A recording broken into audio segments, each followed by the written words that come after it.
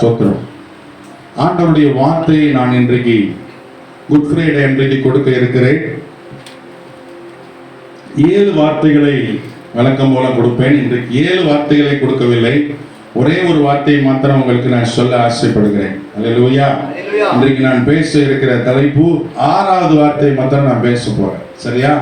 முடிந்தது அப்படின்ற வார்த்தையை வைத்து கர்த்தர் இந்த காலவெளியில உங்களோடு பேசுவாராக. அல்லேலூயா. முதலாவது வார்த்தை உங்களுக்கு எல்லாருக்குமே தெரியும். என்ன வார்த்தை சொல்லுங்க பார்க்கலாம். அப்படி குழப்படி உண்டாக கூடாது. முதல் வார்த்தை மேல நோக்கி பேசுற வார்த்தை. அப்படி ஞாபகத்தில் வச்சுக்கோங்க. நானும் அப்படித்தான் படிப்பேன். முதல் வார்த்தை மேல பார்த்து பேசுற வார்த்தை. அப்படி சொல்லுங்க. மேல பார்த்து பேசுற வார்த்தை என்னது? பிதாவே, இவர்களுக்கு மன்னியும், தாங்கள் செய்கிறது இன்னதென்று அறியாது இருக்கிறார்கள். சரியா? முதல் வார்த்தை மேல நோக்கி பேசுற வார்த்தை. 2வது சிலுவையில இருக்கிறவங்களை பார்த்து பேசுற வார்த்தை. அப்படி ஞாபகத்தில் வச்சுக்கோங்க. அப்பதான் முதல் வார்த்தை எது, 2வது வார்த்தை எதுன்னு காலம் ஃபுல்லா மறக்காம இருக்கும். முதல் வார்த்தை பிதாவை நோக்கி பேசுற வார்த்தை. 2வது வார்த்தை சிலுவையில இருக்கிறவங்களை பார்த்து பேசுற வார்த்தை. என்ன வார்த்தை? இயேசு அவனை நோக்கி, இன்றைக்கு நீ என்னுடனே கூட பரதீசில் இருப்பாய். முதல் வார்த்தை மேல பிதாவை நோக்கி பார்த்து பேசுற வார்த்தை. 2வது வார்த்தை சிலுவையில இருக்கிறவங்களை பார்த்து பேசுற வார்த்தை. 3வது வார்த்தை சிலுவைக்கு கீழே இருக்கிறவங்களை பார்த்து பேசுற வார்த்தை. என்ன வார்த்தை? ஸ்திரியே அதோ உன் மகன், இதோ உன் தாய். அல்லேலூயா. சரி, 3ஐயும் பேசி முடிச்சிட்டாரா? திரும்பவும் மேல போறாரு. திரும்பவும் மேல, சிலுவையில கீழே, திரும்பவும் மேல. என்ன சொல்றாரு? என் தேவனே, என் தேவனே, ஏன் என்னை கைவிட்டு. அதுக்கப்புறம் சிலுவையில இருந்து என்ன கேஸ்? மறுபடியும் சிலுவைக்கு வர்றாரு. தாகமாக இருக்கிறேன். அதுக்கப்புறம் எல்லாம் முடிந்தது. கடைசியில 7வது வார்த்தை திரும்பவும் பிதாவுக்கிட்டே போயிடாரு. மேல சிலுவையில கீழே, மேல சிலுவையில கீழே. அப்படி ஞாபகத்தில் வச்சுக்கங்க.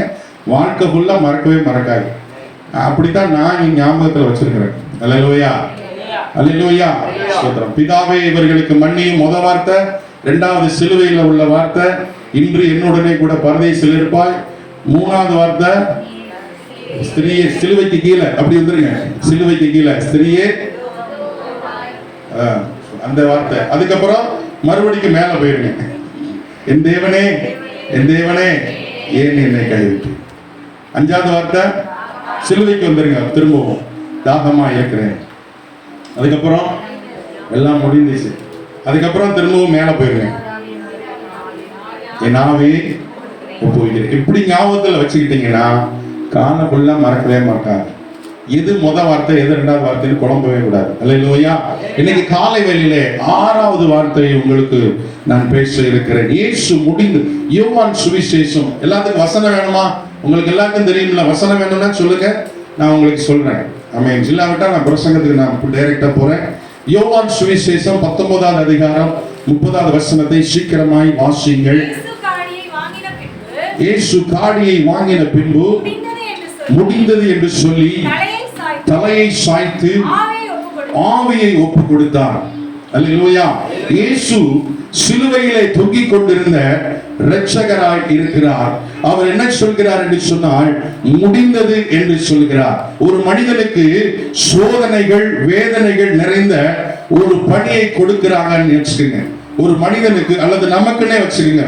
ஒரு சோதனையான ஒரு பணி, ஒரு வேதனையான ஒரு பணி நமக்கு கொடுக்கிறாங்கன்னு வச்சுக்கோங்க. அந்த பணியை, அந்த சோதனையான பணியை, வேதனையான பணியை செஞ்சு முடிச்சோடனே, ஆமென், அதை குறைவில்லாமல் நிறைவேற்றும் போது நமக்குள்ளே ஒரு என்ன செய்கிறது? மகிழ்ச்சி வருகிறது. உதாரணத்துக்கு பரீட்சை, ஒரு எக்ஸாம்லாம் நடக்குது. மேக்ஸ் பரீட்சை என்ன சொல்லுவோம்? மேக்ஸ் பரீட்சை தான் எனக்கு பெரிய கண்டம் அப்படின்னு சொல்லுவோம். அப்படித்தானே? படிக்கும் போது அந்த பரீட்சை முடிஞ்சோடனே, மற்ற பரீட்சை நடக்குதோ இல்லையா, அந்த கண்டம் முடிஞ்சோடனே எப்படி இருக்கும்? ஜாலியா இருக்கும். ஸ்தோத்திரம். அதே போல இயேசு கிறிஸ்து தன்னுடைய வேதனையான, சோதனையான ஒரு பணியை அவர் நிறைவேற்றி முடித்த பின்பு ஒரு மனிதன் எவ்வளவு மன நிறைவு அடைவானோ அந்த மன நிறைவோடு கூட ஆண்டவர் சொல்லிய வார்த்தை நான் முடிந்தது. அல்லேலூயா, அல்லேலூயா. இது சோக குரல் அல்ல, இது சோக குரல் அல்ல, இது தோல்வியின் குரல் அல்ல, வெற்றி வேந்தனின் வெற்றி குரலாக இருக்கிறது. அல்லேலூயா, அல்லேலூயா. இந்த முடிந்தது என்கிற வார்த்தை ஏராளமான ஆமென் வேத ரகசியங்களை உள்ளடக்கி இருக்கிறதான வார்த்தை இருக்கிறது. அல்லேலூயா, அல்லேலூயா. முடிந்தது என்பதற்கு முதலாவது அர்த்தம் சொல்கிறேன். முடிந்தது என்பதற்கு முதலாவது அர்த்தம் இயேசு கிறிஸ்துவினுடைய பூலோக வாழ்க்கை முடிந்தது. அல்லேலூயா. இயேசு கிறிஸ்துவினுடைய பூலோக வாழ்க்கை முடிந்தது. இயேசு கன்னி மரியாள் இடத்திலே அவர் பரிசுத்த குமாரனாய் அவர் உற்பவித்தார். மரியாள் யோசேப்பு என்பவர்களிடத்திலே வளர்க்கப்பட்டார். யோசேப்பினிடத்திலே அவர் தச்சனாக தச்சு தொழிலிலே பணிபுரிந்து வந்தார். 30வது வயதிலே ஞானஸ்நானம் எடுத்தார். அதற்கு அப்புறமாக 3.5 வயது 3.5 ஆண்டுகள் ஆமென் ஸ்தோத்திரம் தேவனுடைய ராஜ்யத்திற்கு அடுத்த காரியங்களை அவர் போதித்து வந்தார் என்று சொல்லி பார்க்கிறோம். ஊழியம் செய்த நாட்களிலே அநேகருக்கு அற்புதம் செய்தார். குருடர்களுக்கு பார்வை கொடுத்தார். செவிடர்களை கேட்க செய்தார். முடவர்களை நடக்க செய்தார். பிசாசின் பிடியிலே இருக்கிறவர்களை குணமாக்கினார். எல்லா ஜனங்களுக்கும் நல்வழி போதனைகளை கொடுத்து ரட்சிப்பின் வாழ்க்கையை காண்பித்து பரலோகம் செல்லக்கூடிய வழியை ஆண்டவர் காண்பித்தார். அல்லேலூயா, அல்லேலூயா. அதாவது பெத்லகேமில் மாட்டு தொழுவத்தில் ஆரம்பித்த அவருடைய மானிட வாழ்க்கை கல்வாரி சிலுவையில் முடிந்தது. அல்லேலூயா. பெத்லகேமிலே மறுபடியும் சொல்கிறேன், பெத்லகேமிலே மாட்டு தொழுவத்தில் ஆமென் ஸ்தோத்திரம் ஆரம்பிக்கப்பட்ட மானிட வாழ்க்கை கல்வாரி சிலுவையிலே முடிந்தது. அல்லேலூயா. நாமும் அதே போல இவ்வுலக வாழ்க்கையை முடிவடைகிற நேரம் வரப்போகிறது. அல்லேலூயா. இந்த உலக வாழ்க்கையை முடிக்கிற நேரம் வரும் பொழுது என்னுடைய பணி முடிந்தது என்று சொல்லி நாமும் சந்தோஷத்தோடு தேவனுடைய ராஜ்யம் செல்ல கர்த்தருடைய ஆவியானவர் ஆமென் உதவி செய்வார். அல்லேலூயா. இந்த சரீரத்தோடு இருக்கும் வரைதான் இவ்வுலக பணியை நிறைவேற்ற முடியும். இந்த சரீரம் ஆமென் மறுரூபமாயிடுச்சுன்னா இந்த உலகத்துல நமக்கு வேலை கிடையாது. அல்லேலூயா. எப்பொழுது பூமிக்குரிய வேலை முடிவடையும் என்பது நமக்கு தெரியாது. ஆனால் கர்த்தர் நமக்கு கிருபையாய் கொடுத்திருக்கிற இந்த நாட்களை கர்த்தர் நமக்கு பயன்படுத்த கர்த்தர் நமக்கு உதவி செய்வாராக. அல்லேலூயா. முதலாவது பாயிண்ட் என்னது? பூலோக வாழ்க்கை முடிவடைந்தது. அல்லேலூயா. எங்க ஆரம்பிச்ச வாழ்க்கை? பெத்லகேம்ல ஆரம்பிச்ச வாழ்க்கை கல்வாரி சிலுவையில பூலோக வாழ்க்கை முடிந்தது. முடிந்ததுன்றதுக்கு அர்த்தம். இரண்டாவது அர்த்தம் என்ன அப்படின்னு சொன்னா ஆமென் ஸ்தோத்திரம். இரண்டாவது இயேசு கிறிஸ்து இவ்வுலகிற்கு வந்த நோக்கத்தை நிறைவேற்றி முடித்தார். அல்லேலூயா. மானுட வாழ்க்கை முடிந்தது. இப்ப என்ன முடிந்தது அப்படின்னு சொல்றேன் அப்படின்னா இயேசு கிறிஸ்து எதற்காக இந்த உலகத்திலே வந்தாரோ அந்த நோக்கத்தை அவர் செய்து முடித்தார். அல்லேலூயா, அல்லேலூயா. லூசிபரும் உருவாக்கப்பட்டவர்கள். ஆமென் ஸ்தோத்திரம். லூசிபரும் அவருடைய கூட்டத்தாரும் அவர்கள் பெருமையினால் பாவம் செய்து கீழே தள்ளப்பட்ட பொழுது லூசிபருக்கு ஒரு மீட்பின் வழியை உண்டு பண்ணவில்லை. ஆனால் பாவம் செய்த ஆதாம் ஏவாள் ஆமென் இவர்களுக்கு நம்முடைய மனுக்குலத்திற்கு ஆண்டவர் திரும்ப ஒரு சான்ஸ் கொடுக்கிறார். அல்லேலூயா. பிசாசின் கூட்டத்துக்கு ஆண்டவர் திரும்ப ஒரு சான்ஸ் கொடுக்கல. ஆமென் உங்களுக்கும் எனக்கும் திரும்பவும் ஒரு சான்ஸ் கொடுக்கிறார். அல்லேலூயா. இயேசு கிறிஸ்து இந்த உலகத்திற்கு வந்ததான உன்னதமான நோக்கத்தை கர்த்தர் நிறைவேற்றி முடித்தார். அல்லேலூயா. இயேசு எதற்காக வந்தார் என்று சொன்னால் லூக்கா 19வது அதிகாரம் 10வது வசனத்திலே தெளிவாக சொல்கிறது. யாராவது வாசிங்க. லூக்கா 19:10. இழந்து போனதை தேடவும் ரட்சிக்கவுமே மனுஷகுமாரன் வந்தார். அல்லேலூயா. இழந்து போனதை தேடவும் ரட்சிக்கவுமே மனுஷகுமாரன் வந்தார். நீங்க கேட்கலாம், ஐயா மனுஷன் எதை இழந்தான், என்னத்தை இழந்தான் அப்படின்னு சொல்லி கேட்கலாம். அருமையான கர்த்தருடைய பிள்ளையே, ஏதேன் தோட்டத்திலே ஆதாம் ஏவாளையும் வைத்திருக்கும் பொழுது அவர்கள் பாவம் செய்த பொழுது ஆமென் ஸ்தோத்திரம் அவர்கள் பாவி என்று உணர்ந்து அத்தி இலையை தரித்துக் கொண்டிருந்தார்கள். அப்பொழுது ஆண்டவர் பார்த்தார். ஆமென் அவர்கள் வெட்கத்தோடு இருந்த அவர்களை பார்த்து அவர்களுக்கு தோலுடை கொடுத்து ஆண்டவர் தோட்டத்தை விட்டு வெளியேற்றி விட்டார். ஆமென் ஸ்தோத்திரம், ஒரு சந்தோஷமான இடம். ஆமென், ஆதாமும் ஏவாளும் உலாவுவதற்கு, பேசுவதற்கு ஒரு சந்தோஷமான இடம் இருந்தது. ஆமென் ஸ்தோத்திரம். ஆமென், முதல் மனுஷனாகிய ஆதாமும் முதல் மனுஷியாகிய ஏவாளும் முதலாவது அவர்கள் எதை இழந்தார்கள் என்று சொன்னார்? தேவனுடைய ஐக்கியத்தை இழந்தார்கள். ஆமென் ஸ்தோத்திரம். இரண்டாவது, தேவனோடு மகிழ்ச்சியாக இருக்கிற பாக்கியத்தை இழந்தார்கள். மூன்றாவது, தேவ மகிமையை இழந்தார்கள். அல்லேலூயா. முதலாவது தேவனுடைய ஐக்கியத்தை இழந்தார்கள். இரண்டாவது, அங்கே ஏதேன் தோட்டத்தில் இருக்கிற மகிழ்ச்சியை இழந்தார்கள். மூன்றாவது, தேவ மகிமை. தேவ மகிமையை அவர்களுக்கு வஸ்திரமாக கொடுக்கப்பட்டது. அந்த தேவ மகிமையை அவர்கள் இழந்தார்கள். அல்லேலூயா. பரலோக ஆசீர்வாதத்தை இழந்தார்கள். பாவத்திற்கு அடிமையாய் மாறினார்கள். பிசாசுக்கு அடிமையாய் மாறினார்கள். பாதாளத்தின் வேதனைக்கு பாத்திரமானாய் அவர்கள் மாறிவிட்டார்கள்.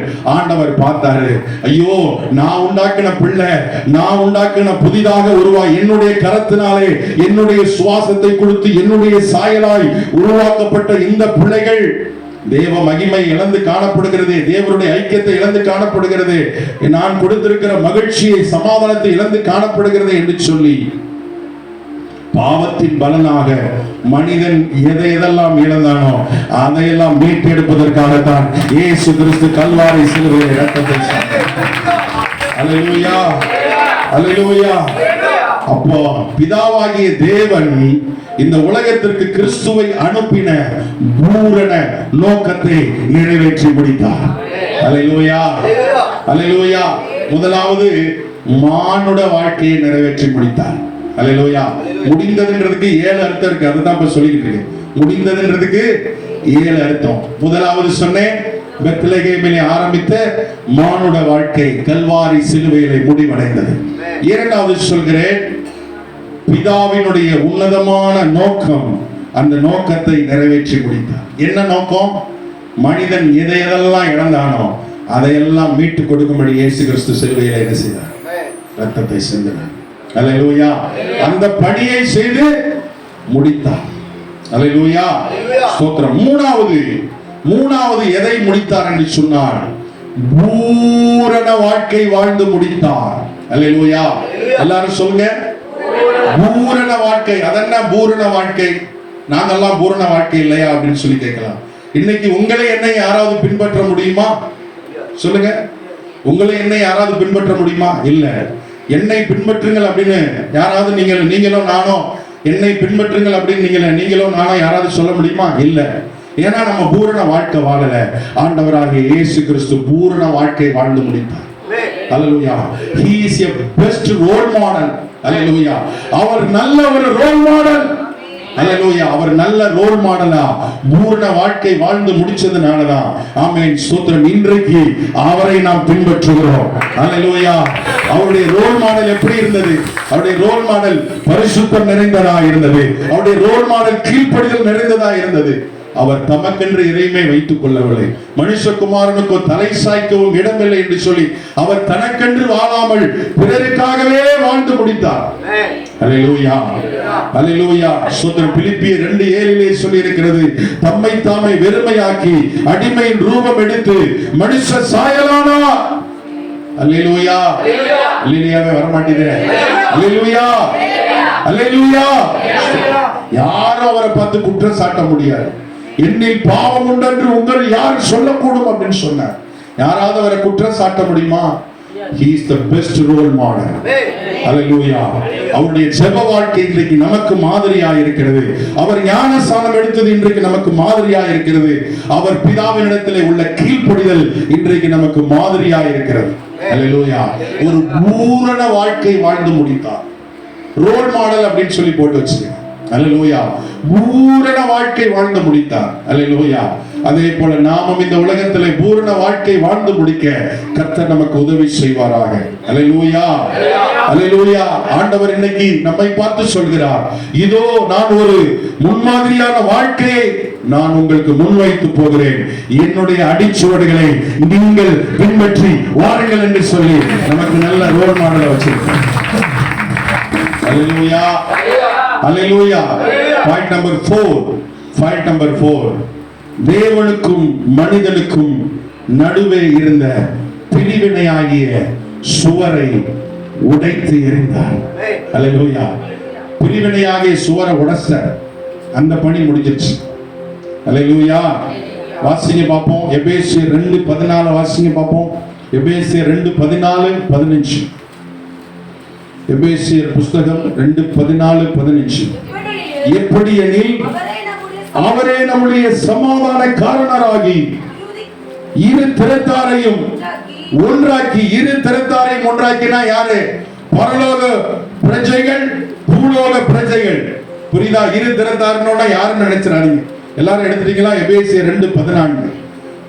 அவர் எப்படி எனில் அவர் நம்முடைய சமாதான காரணராகி இரு திறத்தாரையும், அப்படின்னா பரலோகத்தையும் பூலோகத்தையும் என்ன செஞ்சிட்டாரு? ஒன்றாக்கி விட்டார். அல்லேலூயா. இதற்கு பகையாக நின்ற நடு சுவரை என்ன செய்து விட்டார்? தகர்த்து விட்டார். 16வது வசனத்திலே சொல்லி இருக்கிறது, இரு திறத்தாரையும் ஒரே சரீரமாக தேவனுக்கு ஒப்புரவாக்கினார். அல்லேலூயா. அல்லேலூயா. ஒரு பிரிவினை வந்து விட்டது. பரிசுத்த தேவன், அவர் பரிசுத்த தேவன், நாம பாவியான மனுஷன். ரெண்டு பேருக்கு இடையில ஒரு பெரிய கேப் இருந்துச்சு. இன்னும் சொல்ல போனா மகா பரிசுத்த ஸ்தலத்துக்குள்ள பிரதான ஆசாரியன் மாத்திரமே சொல்ல முடியும். பிரதான ஆசாரியன் மாத்திரமே வருஷத்துக்கு ஒரு முறை தான் என்ன செய்ய முடியும்? எங்க போக முடியும்? ஆசரிப்பு கூடாரத்துக்கு போய் மகா பரிசுத்த ஸ்தலத்துல போய் பிரதான ஆசாரியன் தான் உள்ள போய் அந்த பரிசுத்த ஸ்தலத்துக்குள்ள போய் நமக்காக வேண்டுதல் செய்ய முடியும். நம்ம எங்க நிக்கணும்? ஆசரிப்பு கூடாரத்துக்கு வெளியே நிக்கணும். நல்லா கவனிச்சுங்க. நம்ம எங்க நிக்கணும்? ஆசரிப்பு கூடாரத்துக்கு வெளியே நிக்கணும்.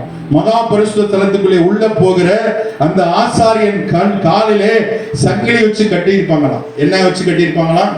சங்கிலியால கட்டி தான் உள்ள அனுப்புவாங்களாம். வருஷத்துக்கு ஒரு முறை தான் போய் இவர் போய் என்ன செய்வாராம்? போய் பலி செலுத்துவார், தூபம் காட்டுவார்.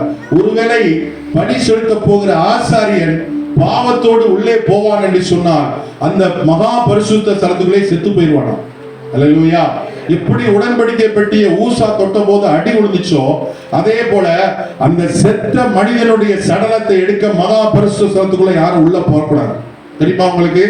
அதனாலதான் சங்கிலியால மகா பரிசுத்த அந்த ஸ்தலத்துக்குள்ள போகிற பிரதான ஆசாரியனுடைய அந்த கால சங்கிலியால கட்டி அவன் போய் உள்ள போய் அந்த மகா பரிசுத்த ஸ்தலத்துக்குள்ள போய் நமக்காக பலி செலுத்துவான், நமக்காக வேண்டுதல் செய்வான், நமக்காக ஆண்டவரிடத்திலே போய் பரிந்து பேசுவான், ஜனங்களுடைய பாவங்களுக்காக அவன் போய் விண்ணப்பம் செய்வான்.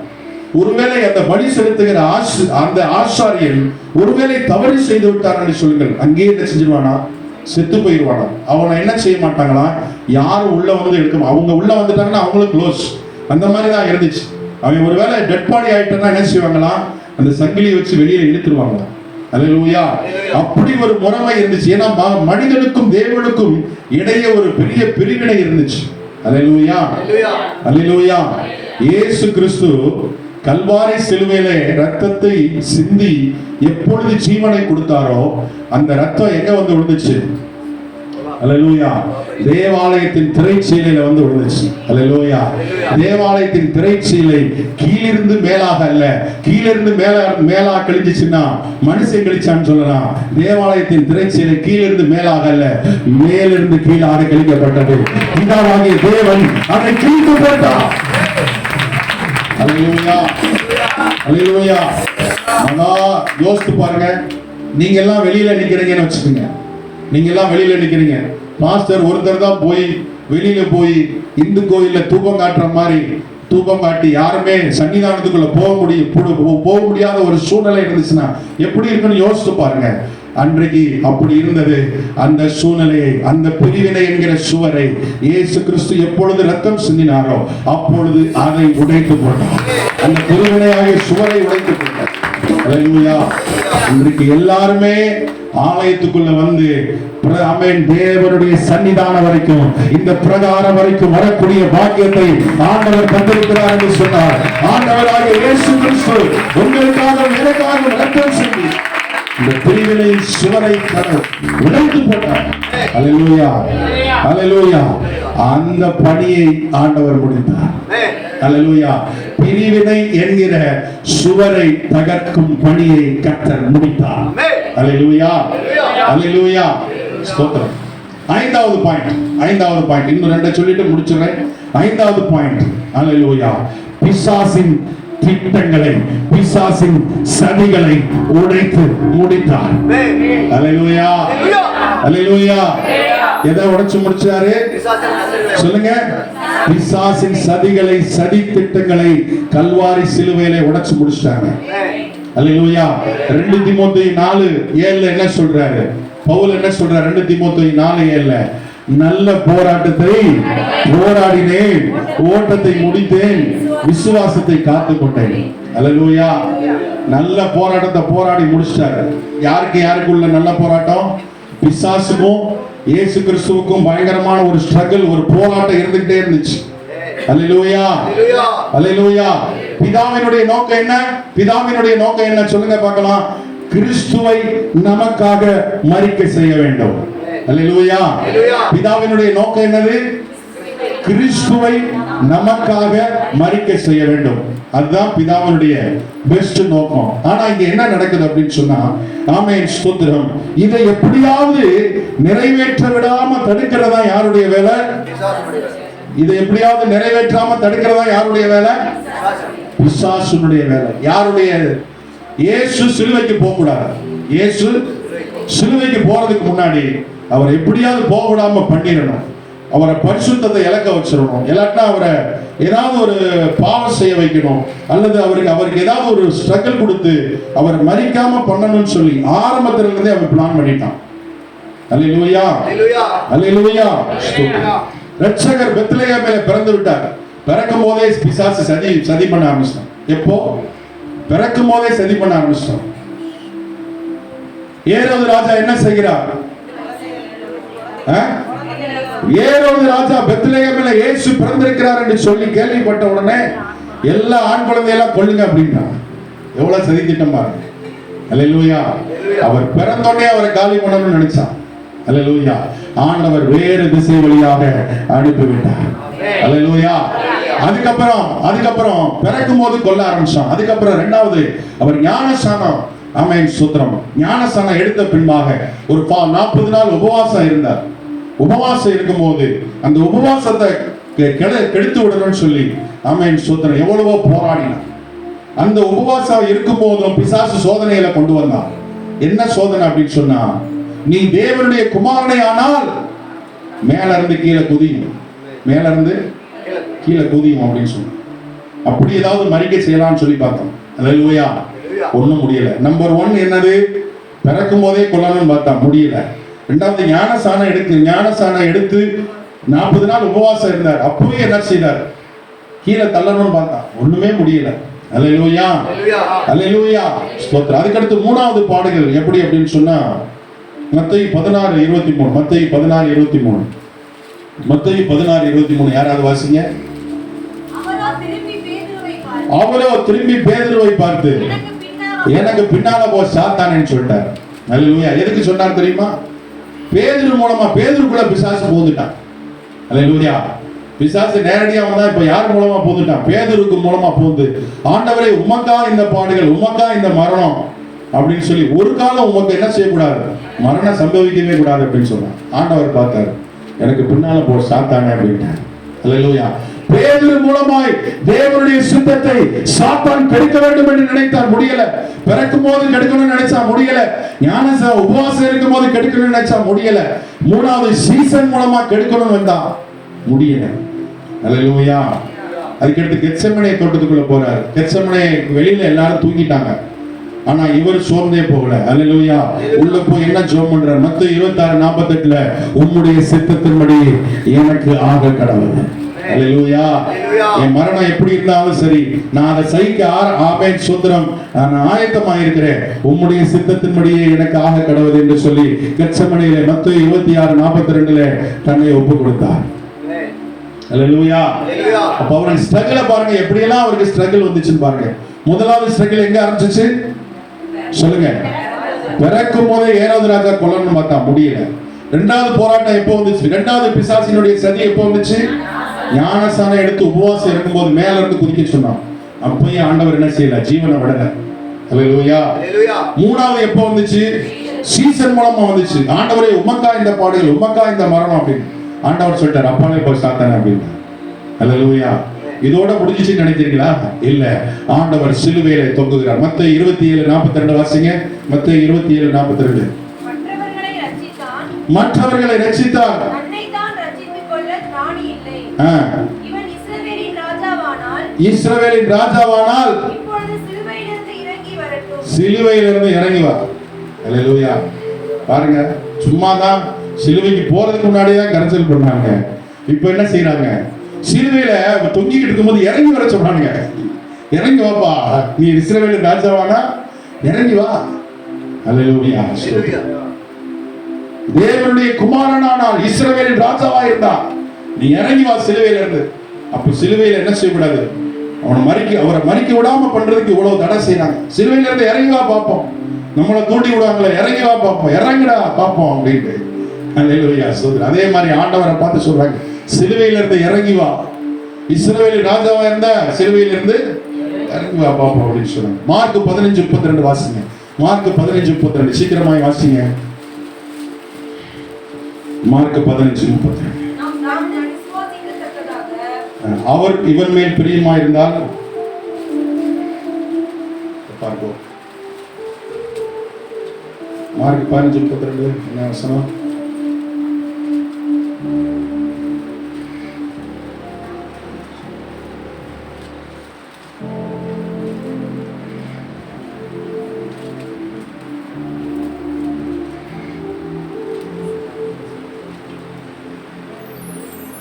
மார்க் 15:32. நாம் கண்டு விசுவாசிக்க வாசிங்க.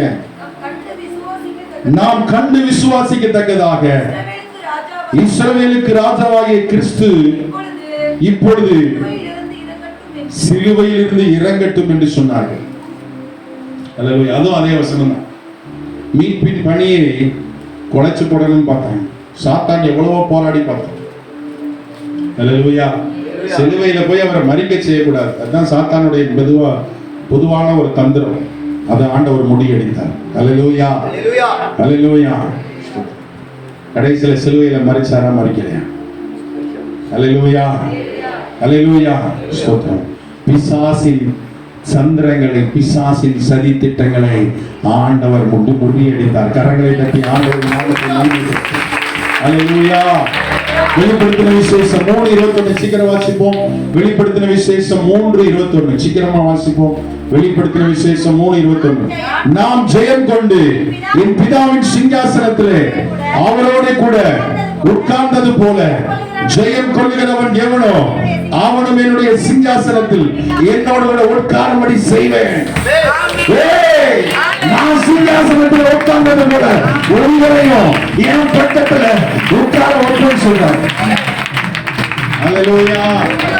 அல்லேலூயா.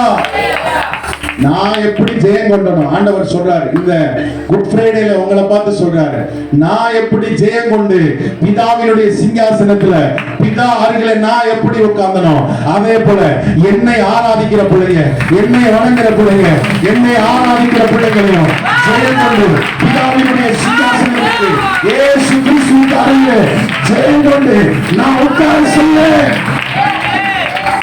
அல்லேலூயா. அல்லேலூயா. ஜெயம் கொள்கிறவன் எவனோ அவனும் என்னோடு கூட சிங்காசனத்தில் உட்காரும்படி செய்வான். அல்லேலூயா. பிசாசு என்ன செய்ய முடியாது? பிசாசு உன்னை ஜெயிக்க முடியாது. பிசாசு உன்னை போராட முடியாது. பிசாசுடைய சதி திட்டங்கள் உன்னை ஒண்ணு செய்ய முடியாது. நீ தேவனை ஆராதிக்கிறதுனால, நீ தேவனை வணங்குகிறதுனால, தேவன் உன்னோடு கூட இருக்கிறதுனால, தேவன் உன் அருகில் இருக்கிறார். தேவன் என்ன பட்சத்தில் இருந்தார். எனக்கு விரோதமாக இருப்பவன் யார்? அல்லேலூயா. அல்லேலூயா. இந்த குட் ஃப்ரைடேல ஆண்டவர் சொல்றார், பிசாசு எவ்வளவு சதி திட்டங்கள் போட்டாலும் எல்லா சதி திட்டங்களையும் முறியடிக்கிற வல்லமை அவரிடத்தில் இருக்கிறது. பிசாசின் சதி திட்டங்கள் முடிவடைந்தது. அல்லேலூயா. ஆறாவது பாயிண்ட் நான் என்ன சொல்றேன் அப்படின்னா, இயேசு கிறிஸ்துவை குறித்து எழுதி இருக்கிறதான தீர்க்க தரிசனங்கள் முடிவடைந்தது. அல்லேலூயா. பைபிள்ல பார்க்கும் பொழுது பழைய ஏற்பாடு, புதிய ஏற்பாடு என்று 2 ஏற்பாடுகள் இருக்கிறது. அல்லேலூயா. பழைய ஏற்பாடு, புதிய ஏற்பாடு. அல்லேலூயா. பழைய ஏற்பாடு கிறிஸ்துவுக்கு முன் எழுதப்பட்டது, புதிய ஏற்பாடு கிறிஸ்துவுக்கு பின் எழுதப்பட்டது. பழைய ஏற்பாட்டிலே கிறிஸ்து எங்கே பிறப்பார், கிறிஸ்து எப்படி பிறப்பார், கிறிஸ்து எப்படிப்பட்டவராய் இருப்பார், கிறிஸ்து எப்படி ஊழியம் செய்வார், கிறிஸ்து எப்படி மரிப்பார், கிறிஸ்து எப்படி அடிக்கப்படுவார், கிறிஸ்து எப்படி உயிர்த்து ஆமென் ஸ்தோத்திரம் மூன்றாம் நாள் உயிர்த்தெழுவார் என்று சொல்லி அது ஒரு நிழலாட்டமாக சொல்லப்பட்டதுதான் பழைய ஏற்பாடு. அல்லேலூயா. பழைய ஏற்பாட்டை நிறைவேற்றத்தான் புதிய ஏற்பாடு. அல்லேலூயா. அல்லேலூயா. ஆண்டவர் பழைய ஏற்பாட்டை அழிப்பதற்கு வரவில்லை, ஆண்டவர் நியாயப்பிரமாணத்தை அழிப்பதற்கு வரவில்லை, ஆண்டவர் நியாயப்பிரமாணத்தை நிறைவேற்றி முடித்தார். அல்லேலூயா. அல்லேலூயா. நியாயப்பிரமாணத்துல சொன்னதெல்லாம் நீங்களும் நானும் கீப் பண்ண முடியாது, அப்படித்தானே? ஆனா சோதர ஆண்டவர் நமக்கு பதிலா அவர் எல்லாத்தையும் நிறைவேற்றி முடிச்சிட்டாரு. நமக்கு பதிலா எல்லாத்தையும் நிறைவேற்றி முடிச்சிட்டாரு. அல்லேலூயா. அல்லேலூயா. ஞானஸ்நானம் கூட ஆண்டவர் என்ன செஞ்சிட்டாரு? இயேசு ஞானஸ்நானம் எடுத்தாரான்னு யாராவது கொஸ்டின் கேட்பாங்க, அப்படித்தானே? எதுக்குப்பா ஞானஸ்நானம் எடுக்கிறீங்க? ஞானஸ்நானம்ன்றது ஒரு சபையின் சடங்கு, அது எதுக்குப்பா எடுக்கிறீங்க அப்படின்னு சொல்லி கேட்பாங்க. இல்ல, ஞானஸ்நானம் அப்பாவே எடுத்தாரு. ஞானஸ்நானம் இயேசு கிறிஸ்துவே ஞானஸ்நானம் எடுத்தார். நமக்கு ஒரு முன்மாதிரியை காண்பித்து போயிருக்கிறார். தேவனுடைய நீதியை எல்லா காரியத்திலும் ஆண்டவர் நிறைவேற்றினார். அல்லேலூயா. அல்லேலூயா. ஏசாயா 53வது அதிகாரம் நீங்க எழுதி வச்சுக்கொள்ளுங்கள். ஏசாயா 53வது அதிகாரத்தில் சொல்லப்பட்ட அத்தனை சம்பவங்களையும் இயேசு நிறைவேற்றி முடித்தார். நிறைவேற்றி முடிச்சாரா முடிக்கலையா? முடிச்சாரா முடிக்கலையா? ஏசாயா 53வது அதிகாரத்துல அவருடைய பாடு மரணங்களை குறித்து எழுதியிருக்கிறது. அல்லேலூயா. அவருடைய பாடு மரணங்களை குறித்து ஏசாயா தெளிவாக எழுதுகிறார்.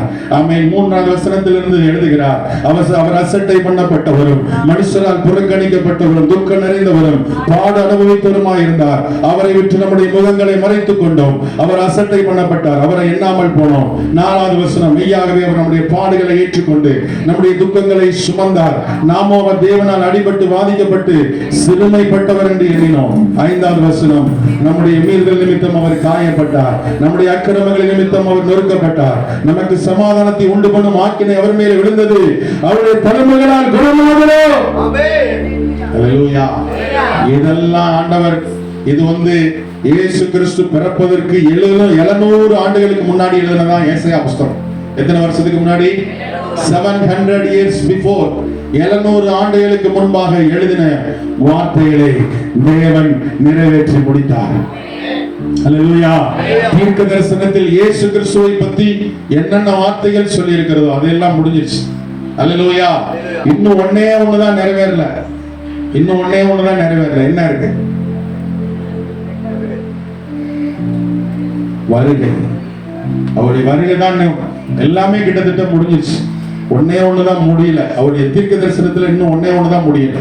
அவருடைய வருகை ராஜாதி ராஜாவாக, கர்த்தாதி கர்த்தாவாக மத்திய ஆதாயத்தில் அவர் வெளிப்பட போகிறார். அது ஒண்ணுதான் நடக்கல, மிச்சம் எல்லாமே நடந்துச்சு. அல்லேலூயா. அல்லேலூயா. அல்லேலூயா. இந்த சிப்பு பதிக்கிறதெல்லாம் என்ன செஞ்சிட்டார்? ஆண்டவர் ஏற்கனவே எழுதி வச்சுட்டார். அல்லேலூயா. ஆதார் கார்டு, ஆமென் ஸ்தோத்திரம். ஆதார் கார்டு வரப்போகிறது. ஆமென் ஸ்தோத்திரம். ஒரு 10 நாடுகளினுடைய கூட்டமைப்பு எல்லாரும் சேர்ந்து ஒரே ரேஷன் கார்டு, ஒரே அந்த ஸ்தோத்திரம், ஒரே காரியங்கள் குறித்த அந்த காரியங்கள் எல்லாம் என்ன செஞ்சிருச்சு? எல்லாமே ஏற்கனவே வந்துருச்சு. ஒரு சில நாடுகள்ல தேசங்கள்லாம் ஸ்தோத்திரம் நெற்றிலையாவது வலது கையிலையாவது என்ன செய்யணும்? சிப்பு பொருத்திக்கணும். ஸ்தோத்திரம். அது வந்துருச்சு. அல்லேலூயா. ஸ்தோத்திரம். எல்லாமே நடந்து கொண்டு இருக்கிறது. எல்லாமே பைபிள்ல சொன்னதான். பைபிளுக்கு மாறா இந்த உலகத்துல ஒண்ணுமே இல்லை. அல்லேலூயா. பைபிள்ல சொல்ல எல்லா தீர்க்க தரிசனங்களையும் அவர் நிறைவேற்றி முடித்தார். அவருடைய பிறப்பை குறித்து தீர்க்க தரிசனம் இருந்தது, அவருடைய ஊழியத்தை குறித்த தீர்க்க தரிசனம் இருந்தது, அவருடைய பாடுகளை குறித்த தீர்க்க தரிசனம், அவருடைய மரணத்தை குறித்த தீர்க்க தரிசனம், அவருடைய உயிர்த்தெழுதலை குறித்து உள்ள தீர்க்க தரிசனம், எல்லாவற்றையும் ஆண்டவர் நிறைவேற்றி முடித்து விட்டார். அல்லேலூயா. அல்லேலூயா. 7வது பாயிண்ட் சொல்லி நான் முடிக்க விரும்புகிறேன். 7வது பாயிண்ட், கடைசி பாயிண்ட். யோவான் சுவிசேஷம் 9வது அதிகாரம் 4வது வசனம். யோவான் 9:4. பகற்காலம் இருக்கும் மட்டும் நான் என்னை அனுப்பினவருடைய கிரியைகளை செய்ய வேண்டும். ஒருவனும் கிரியை செய்யக்கூடாது. ராக்காலம் வருகிறது. அல்லேலூயா, அல்லேலூயா, ஸ்தோத்திரம். பிதாவின் கிரியைகளை செய்து முடித்தார். அல்லேலூயா. எப்ப முடிச்சார்? அவருக்கு கொடுத்திருக்கிற ஊழிய நாட்கள்ல முடிச்சார். அதுதான் பகற்காலம். இப்போ இருக்கிற காலம் இயேசு கிறிஸ்துவினுடைய ஊழிய நாட்களின் காலம். இதெல்லாம் பகற்காலம். ராக்காலம்ன்றது எது தெரியுமா? ராக்காலம்ன்றது எது? பகற்காலம் இருக்கு மட்டும் நான் என்னை அனுப்பினவருடைய கிரியை செய்ய வேண்டும். அல்லேலூயா. பகற்காலம்ன்றது நாம இப்ப இருக்கிறோமே, அதான் பகற்காலம். அல்லேலூயா. பகற்காலம்ன்றது நாம வாழ்ற இந்த காலம் தான் பகற்காலம். அப்ப ராக்காலம்ன்றது அந்தி கிறிஸ்துவின் காலம் தான் ராக்காலம். அல்லேலூயா. அந்தி கிறிஸ்துவின் காலத்துல சர்ச்சுக்கு போக முடியாது, ஊழியம் செய்ய முடியாது, ஒண்ணுமே செய்ய முடியாது. ஆகவேதான் ஆண்டவர் சொல்றார், பகற்காலம் இருக்கும் மட்டும் நான் என்னை அனுப்பினவருடைய கிரியை செய்ய வேண்டும். ஒருவனும் கிரியை செய்யக்கூடாத ராக்காலம் வருகிறது. அல்லேலூயா. பகற்காலத்திலேயே அவருடைய கிரியைகள்லாம் செய்து முடிச்சிடும். அல்லேலூயா. இயேசு கிறிஸ்து பகலென்று பாராமல், இரவென்று பாராமல், வெயிலென்று பாராமல், குளிரென்று பாராமல் இயேசு கிறிஸ்து பிதாவின் கிரியைகளை செய்து முடித்தார். பூரணமாய் செய்து முடித்தார். அவருக்கு தலை சாய்க்க இடம் இல்ல, ஓய்வு எடுக்க நேரம் இல்ல. அல்லேலூயா. ஓய்வு எடுக்க கூட நேரம் இல்ல. போட்ல தூங்குறாரு. அல்லேலூயா. சீசர்களோட போட்ல போகும்போது போட்ல போய் அவர் தூங்குறார். அதிகாலை இருட்டோட ஜெபம் பண்ணார். ராம் முழுவதும் ஜெபித்தார். தன்னுடைய பணியை அவர் சோம்பலாக இருக்கவில்லை. அல்லேலூயா, ஸ்தோத்திரம். அவர் கடைசி பாயிண்ட் என்ன சொல்றேன் அப்படின்னா, அவர் ஒரு நாள் சோம்பலா இருந்ததே இல்லை. அல்லேலூயா. தேவன் அவருக்கு கொடுக்கப்பட்ட நாட்களிலே ஒரு நாளும் எங்கேயாவது இயேசு கிறிஸ்து சோம்பலா இருந்தார்னு பைபிள்ல போட்டிருக்கா? இல்ல. பகல் முழுதும் ஜெபித்தார், ராம் முழுவதும் ஜெபித்தார். பகல்ல ஊழியத்துக்கு போனார். மனுஷன் குமாரனுக்கு தலை சாய்க்க இடம் இல்லை. போட்ல போகும்போது ஊழியம், அங்க போகும்போது ஊழியம், போட்டை விட்டு இறங்கினா ஊழியம், நடந்தா ஊழியம், நின்னா ஊழியம், உட்கார்ந்தா ஊழியம், சாப்பாடு வாங்க போனா கூட ஊழியம் தான். புரியுதா உங்களுக்கு? சமாரிய ஸ்திரியை சந்திக்கும் போது ஆண்டவர் எங்க அனுப்பி விட்டாரு? சாப்பாடு வாங்குற கேப்ல கூட ஊழியம் தான். இன்னும் சொல்ல போனா சிலுவையில தொங்கிக்கிட்டு இருக்கும் போது கூட ஊழியம் தான் செஞ்சார். அல்லேலூயா. கடைசி நேரத்துல கூட கல்வனை ரட்சிச்சுட்டு மேல போயிட்டார். அதான் எங்க அப்பா. சட்ட மாட்டீங்களா? அல்லேலூயா, அல்லேலூயா. நல்லா யோசிச்சு பாருங்க. விழாவில குத்திட்டாங்க. எல்லா பக்கமும் ரத்தம் ஓடிக்கிட்டு இருக்கு. தலையில ரத்தம் ஓடிக்கிட்டு இருக்கு, கையில ஓடிக்கிட்டு இருக்கு, இருதயத்துல குத்தி இருதயத்துல இருந்து ரத்தம் ஓடிக்கிட்டு இருக்கு, காலையும் ரத்தம் ஓடிக்கிட்டு இருக்கு. கொஞ்சம் கொஞ்சமா பிளட் குறைஞ்சிக்கிட்டு இருக்கு. பிளட் குறைய என்ன போகும்? உயிர் போயிடும். ஆண்டவர் பார்த்தாரு. அல்லேலூயா. ஆண்டவர் கல்வாரி சிலுவையில தொங்குற ஒரு ஆளை பார்த்தாரு. ஒருத்தர் ரட்சிக்கப்படல, ஒருத்தனை பார்த்தாரு. அந்த கடைசி நிமிஷத்தை கூட கர்த்தர் வேஸ்ட் பண்ணல. அந்த கடைசி நிமிஷத்துல சந்தித்த ஆத்மாவை கூட பரதீசுக்கு கொண்டு வரானா, என் அப்பா சோமலாய் தன்னுடைய பணியை செய்து முடிக்கிறது. சுறுசுறுப்பாக. அல்லேலூயா, அல்லேலூயா. அருமையான கர்த்தருடைய பிள்ளையே, உங்களுக்கும் எனக்கும் ராக்காலம் நெருங்கி கொண்டு இருக்கிறது. ராக்காலம் வருவதற்கு முன்னாவே ஆண்டவர் நமக்கு கொடுத்திருக்கிற வாய்ப்புகளை, ஆண்டவர் நமக்கு கொடுத்திருக்கிற கிருபைகளை, ஆண்டவர் நமக்கு கொடுத்த அபிஷேகத்தை நிறைவேற்றி கர்த்தருக்காக பகற்காலம் இருக்கும் மட்டும் நாம் நம்மை அனுப்பினவருடைய கிரியை செய்ய கர்த்தர் நமக்கு உதவி செய்வாராக. நாம் எல்லாரும் எழுந்து நிற்போமாக. Hallelujah. Glory to Jesus. ஆண்டவர் இந்த 7 வார்த்தைகள் மூலமாக கர்த்தர் நம்மோடு பேசுவாராக. முதலாவது வார்த்தை ரிப்பீட் பண்ணுகிறேன். முதலாவது வார்த்தை, பூலோக வாழ்க்கை முடிந்தது. Hallelujah. முதலாவது வார்த்தை என்னது? சொல்லுங்க.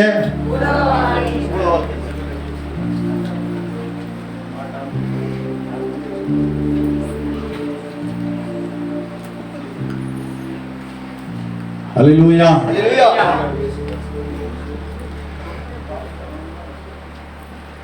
அல்லேலூயா. முதலாவது பாயிண்ட் என்ன? முடிந்ததுன்றதுக்கு பூலோக வாழ்க்கை முடிவடைந்தது. என்ன வாழ்க்கை? பூலோக. எங்க தொடங்கி? பெத்லகேம்ல தொடங்கி கல்வாரியில பூலோக வாழ்க்கை முடிஞ்சிருச்சு. இரண்டாவது வார்த்தை, இயேசு இந்த உலகத்திற்கு வந்த நோக்கத்தை நிறைவேற்றி முடித்தார். அல்லேலூயா. எதற்கு, என்ன நோக்கத்துக்காக இயேசு உலகத்துக்கு வந்தார்? இழந்து போனதை தேடவும் ரட்சிக்கவுமே வந்தார். இழந்து போன மகிமை, இழந்து போன சந்தோஷம், இழந்து போன ஐக்கியத்தை மீட்டெடுப்பதற்காக இயேசு வந்தார். அல்லேலூயா, ஆமென், ஸ்தோத்திரம். மூணாவது, பூரண வாழ்க்கை வாழ்ந்து முடித்தார். மூணாவது, பூரண வாழ்க்கை, role model. He is the best role model. இயேசுவை போல ஒரு ரோல் மாடலை இந்த உலகத்திலேயே பார்க்க முடியாது. அல்லேலூயா. உலகத்தில் உள்ள ரோல் மாடலை கூட ஏதாவது ஒரு விஷயத்துல குற்றப்படுத்தலாம், ஆனா இந்த ரோல் மாடலை எந்த விஷயத்திலுமே குற்றப்படுத்த முடியாது. நல்ல கரங்களை தட்டி அல்லேலூயா, அல்லேலூயா. தேவனுக்கும், நாலாவது, தேவனுக்கும் மனிதனுக்கும் இடையே இருக்கிற பிரிவினையாகிய சுவரை உடைத்தார். அல்லேலூயா. பூசாரி மாத்திரம்தான் கோயிலுக்குள்ள வர முடியும். ஆசாரியன் மாத்திரம்தான், மகா பிரதான ஆசாரியன் தான் கோயிலுக்குள்ள வந்து பணி செய்ய முடியும். அத ஆண்டவர் உடைச்சிட்டார். சிலுவையில என்னைக்கு ரத்தம் சிந்தினார், அன்னைக்கு தேவாலயத்தின் திரைச்சலை மேல இருந்து கீழே வரைக்கும் தொடங்கி கிழிஞ்சு இன்னைக்கு நீங்களும் நானும் ஆலயத்துக்கு உள்ள வந்து ஆராதிக்க வைத்திருக்கிற ஆண்டவருடைய கிருபை. அல்லேலூயா. ஐந்தாவது, பிசாசின் திட்டங்களை முடித்தார். அல்லேலூயா. பிசாசின் சதிகளை உடைத்து முடிச்சார். ஏரோது பிறக்கும் போதே உள்ள சூழ்ச்சியை உடைச்சு முடிச்சிட்டார். அல்லேலூயா. அதுக்கப்புறம் ஞானஸ்நானம் எடுக்கும் போது நம்ம சூழ்ச்சி செய்யணும், அதையும் உடைச்சிட்டார். மூணாவது, பேதுரு என்ற சீசன் மூலமா என்ன செய்தார், உனக்கா இந்த பாடுகள் அப்படின்னு சொல்லிட்டு வந்தார், அதையும் உடைச்சு முடிச்சிட்டாரு. அல்லேலூயா. கெத்செமனேக்கு போகும்போது சோர்ந்து போயிட்டாரு, ஆனாலும் அவர் என்ன செஞ்சிட்டாரு, ஆண்டவரே உம்முடைய கையில உம்முடைய சித்தத்தின் ஆக கடவுள் நினைச்சிட்டார், ஒப்பு கொடுத்தார். அதுக்கப்புறம் சிலுவையில தொங்கினாரு, அப்பவும் சும்மா விட்டானுங்களா, சிலுவையில இருந்து இறங்கிவான்னு சொன்னாங்க. அல்லேலூயா. எல்லா சதிகளையும் ஆண்டவர் கிட்டத்தட்ட முடிச்சிட்டார். அல்லேலூயா. அதுக்கு தான் சொன்னேன், ஜெயம் கொள்ளுகிற வண்டியவனும் அவனையும் என்னோட கூட சிங்காசனத்துக்கு அருகே வைத்தார். அல்லேலூயா. ஆறாவது பாயிண்ட், தம்மை குறித்து எழுதியிருக்கிற தீர்க்க தரிசனத்தை அவர் நிறைவேற்றி முடித்தார். அல்லேலூயா, அல்லேலூயா, அல்லேலூயா. ஏழாவது பாயிண்ட் எழுதியிருக்க மாட்டேங்கன்னு சொல்லி நினைக்கிறேன். ஏழாவது பாயிண்ட் என்ன செய்கிறார் அப்படின்னா, உனக்கு அறைகூவல் விடுகிறார். உனக்கு அறைகூவல் விடுகிறார். உங்களுக்கு அறைகூவல், உனக்கு எனக்கும் ஆண்டவர் அறைகூவல் விடுகிறார். உங்களுக்கு எனக்கும் ஆண்டவர் அறைகூவல் விடுகிறார். என்ன அறைகூவல்னா, ஆண்டவர் பிதா எனக்கு கொடுத்த பணியை பகற்காலத்திலேயே சோம்பேறித்தனமா நான் இல்லாமலே நான் செய்து முடித்துட்டேன், நீ எப்ப செய்து முடிக்க போறேன்னு சொல்லி உனக்கு அறைகூவல் விடுகிறார். அதான் ஏழாவது பாயிண்ட். நான் என் பணியை செஞ்சு முடிச்சிட்டேன், நீ எப்ப முடிக்க போற, புரியுதா உங்களுக்கு? அதான் ஏழாவது பாயிண்ட். நல்லா இருக்குல்ல ஏழாவது பாயிண்ட்? நான் முடிச்சிட்டேன், நீங்க எப்ப முடிச்சு என்கிட்ட வர போறீங்க, புரியுதா? அதான் ஏழாவது பாயிண்ட். உங்களுக்கு அறைகூவல் விடுகிறார், உங்களுக்கு அறைகூவல் விடுகிறார். இந்த மத்தியான வேளையில ஆண்டவர் இந்த குட் ஃப்ரைடேல சொல்றார், என் பணியை பகற்காலம் இருக்க மட்டும் நான் என்னை அனுப்பினருடைய கிரியை செய்து முடிச்சிட்டேன், நீங்க எப்ப முடிக்க போறீங்கன்னு உங்களுக்கு அறைகூவல் விடுகிறார். இந்த சட்டம், இந்த ஆமென் ஸ்தோத்திரம், இந்த யூடியூப் மூலமாக ஆமென் ஸ்தோத்திரம் செய்தி போய் கொண்டிருக்கிறது. பட்டி தொட்டிகளுக்கு இந்த செய்தி போய் கொண்டிருக்கிறது. பட்டி தொட்டி முதல் ஆமென் தேசத்தின் எல்லை வரைக்கும் இந்த செய்தி போய் கொண்டிருக்கிறது. அருமையான கர்த்தருடைய பிள்ளையே, ஆமென் இந்த குட் ஃப்ரைடே நாளிலே ஆண்டவர் உனக்கு அறைகூவல் விடுகிறார். அல்லேலூயா. என்னுடைய பணியை நான் சிலுவையில செய்து முடிச்சிட்டேன், நீ எப்ப செய்து முடிக்க போறேன்னு சொல்லி இதை பார்க்கிற உனக்கு அறைகூவல் விடுகிறார். ஏழாவது பாயிண்ட், அறைகூவல் விடுகிற பாயிண்ட். அல்லேலூயா. ரிஷகதரமா ஷிகதரமா. அல்லேலூயா, அல்லேலூயா. ஆமென் ஸ்தோத்திரம். இந்த செய்தி அகிலம் முழுவதும் மூளை முடுக்கலாம் கடைசி மனிதன் காதில் வரைக்கும் துடிக்க கர்த்தர் இந்த காலவேளை மத்தியான வேளையில் உதவி செய்வார். அல்லேலூயா. இந்த செய்தி எங்கெங்கெல்லாம் கேட்கறீங்களோ ஆண்டவர் உங்களை தட்டி எழுப்புறார். ஆமென். எந்த நேரத்தில் இந்த செய்தி கேட்டாலும் உங்களை தட்டி எழுப்புறார். நான் என் பிதாவின் கிரியை செய்து முடிச்சிட்டேன், நீ எப்ப செய்து முடிக்க போற? சோம்பலாயிராதே, அசதியாயிராதே, ஜாக்கிரதையாயிரு.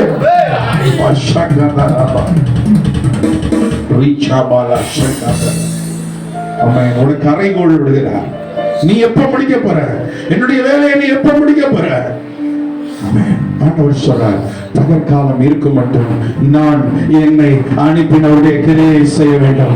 ஒருவனும் கிரியை செய்யக்கூடாத நாட்காலம், அந்தி கிறிஸ்துவின் நாட்கள் வர்றதுக்கு முன்னாடியே ஏசப்பா நாட்கள்ல நம்ம ஊழிய செஞ்சு ஆமென் ஸ்தோத்திரம் பிதாவினுடைய வலது பரிசத்துக்கு போய் இந்த முழு திருச்சபையும் எடுத்துக்கொள்ளப்பட்டு தேவ சமூகத்திலே போய் இளைப்பாறுகிற ஒரு நாளை இந்த முழு உலகமும் எதிர்பார்த்து கொண்டிருக்கிறது.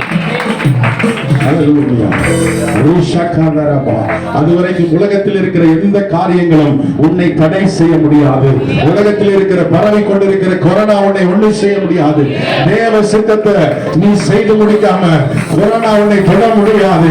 உலகத்தினுடைய காரியங்கள் உன்னை தொட முடியாது. உலகத்தினுடைய அசுத்தங்கள் உன்னை தொட முடியாது. சாத்தானுடைய சனிப்பட்டங்களை தொட முடியாது. தேவ சித்தத்தை நிறைவேற்றுவார ஆண்டவர் கூட இருப்பார்.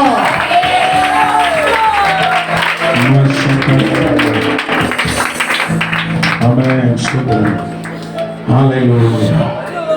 ரூபாக்கரா ஷங்கதரபால ரூபாலமா ஒப்பு கொடுப்பீங்களா? ஆமென். ஒரு ஒப்பு கொடுத்தலோடு இந்த இடத்தை விட்டு கடந்து போகணும். ஒப்பு கொடுத்தலோடு இந்த இடத்தை விட்டு கடந்து போகணும்.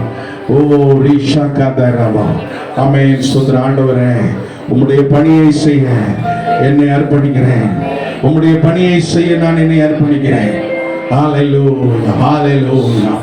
Rikaba shakadarama. Hallelujah.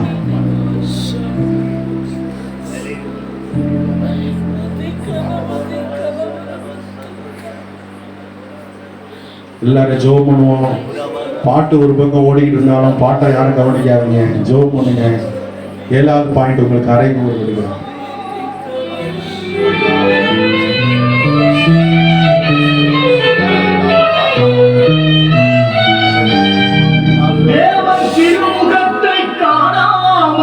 கதிரவன் கண்களை மூடியதோ,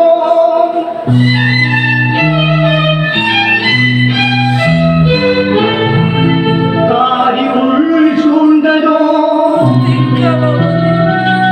கல்லறை வெடித்ததோ, பூமி அதிர்ந்ததோ, புவியெல்லாம் நடுங்கியதோ,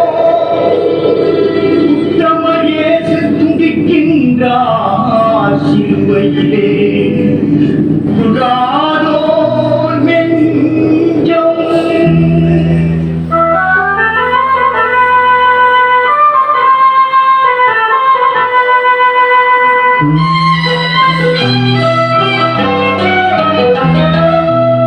காதோர் நெஞ்சம் அவர்தானே தஞ்சம், உனக்காக பலியாக வந்தார்.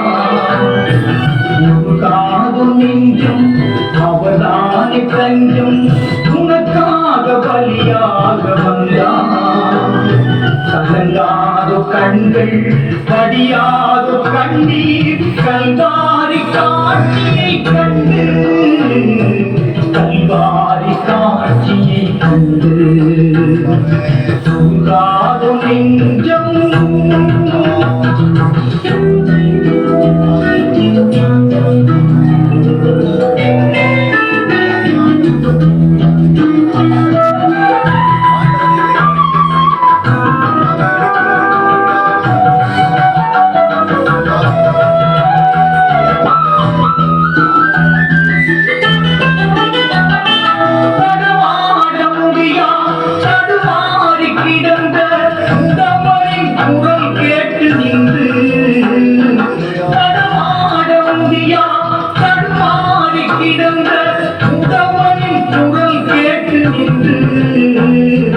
இடம் தேடி வந்து இதயத்தில் நொந்து கடமாட செய்ததாரே, உங்கள் கால்களில் ஆடியும் அரசே, அதுதான் சிலுவையின் பரிசே.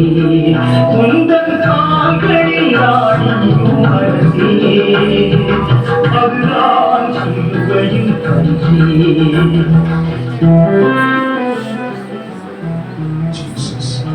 Hallelujah.